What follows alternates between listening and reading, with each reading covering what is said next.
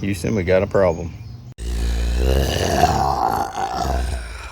Just got back from a camping trip to Hardy Lake. I wanted to do a little bit of repairs on the modern buggy this afternoon before this rain comes in. So if you follow along with the video, I didn't get this ball seated the very first trip on this little camper. And the jack stand, I had taken the wheel off of that thing earlier that morning to give it a little bit more clearance so that this wheel wouldn't catch on something on the street. And when it came off the camper, it just smacked on the ground. It damaged the housing that the wheel would go into, but luckily I got another one up on the shelf that I took off my big camper. So I'm just gonna take a few minutes and switch this thing out and we'll be good as new. Kind of got the tool set here thrown in the box, which is pretty handy. And this is going to require 14mm to do this job. I just got the long extension on there. Basically all it is 3 bolts holding this on. And you can see right there where I had taken the wheel off previously, and a lot of the damage, which you can take a round file up inside of there and clean that up and get that wheel back in there. But I think what I'm gonna do is just take this thing out, do that up on the table somewhere, repair it, and have a spare one.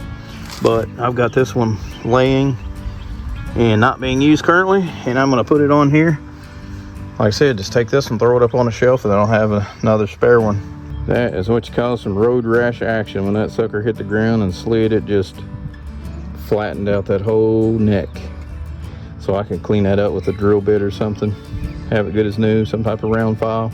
So I felt underneath of here and I didn't feel any nuts or anything, so this thing must be threaded. This whole piece of steel here must be threaded. So I went ahead and tugged at them. Not very tight. Go ahead and start taking them loose. Should be a pretty easy project. It's been a while since I put that electric jack on the other camper, so I couldn't remember. Yeah, there's not much to it.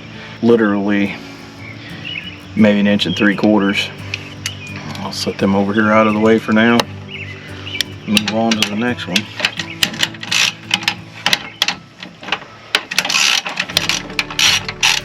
Not much to it.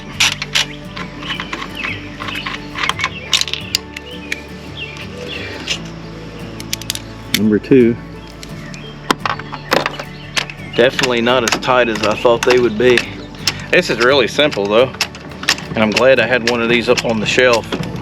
I'm probably eventually going to put one of those electric jacks on this little camper as well. Not in any big hurry. Mainly because I haven't taken it on and off a whole lot. I've been leaving this hooked to the truck and busting out a few trips with it back to back, so haven't had a real big need for taking it off just yet, except for when I get to the camp spot.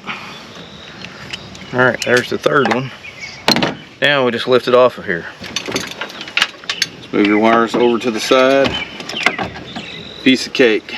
This says 3,000 pounds support capacity, 2,000 pound lift capacity trailer jack. Man, am I glad I had another one. All right, reinstall process is really simple as well. The only thing we got to do is we got to take the wheel off of this one, pull that pin, slide it off, and the bolt pattern's the same.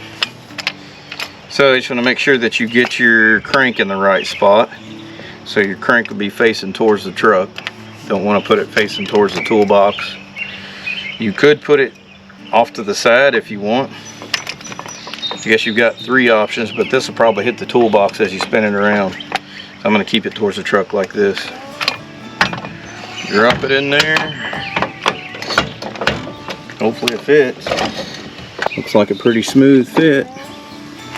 So we're just going to take that same hardware that we had and just kind of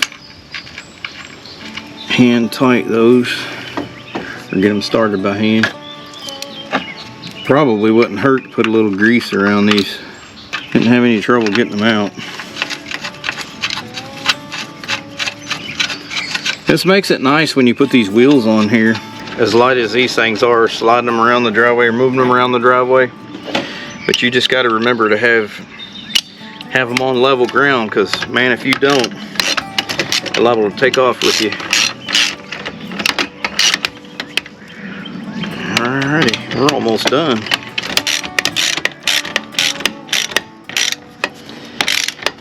Like I said, just snug it down, move on to the next one. One more to go.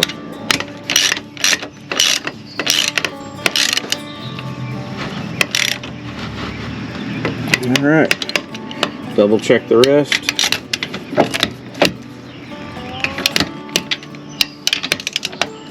Good to go. I'll go ahead and put my tools away.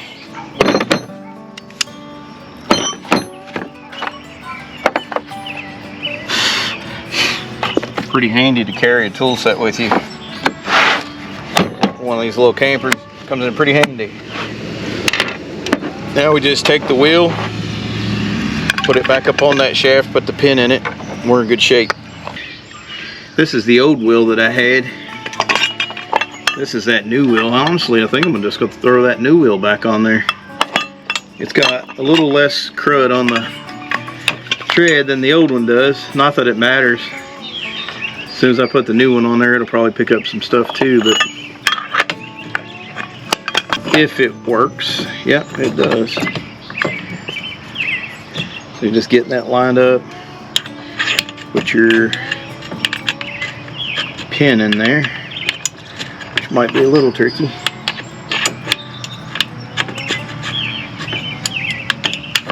There it is. Make sure you latch it. Good to go.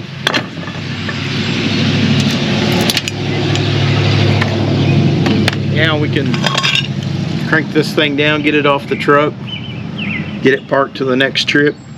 I'm going to work on repairing that other one and keep a spare in the garage. That way if this ever happens again, we'll be set.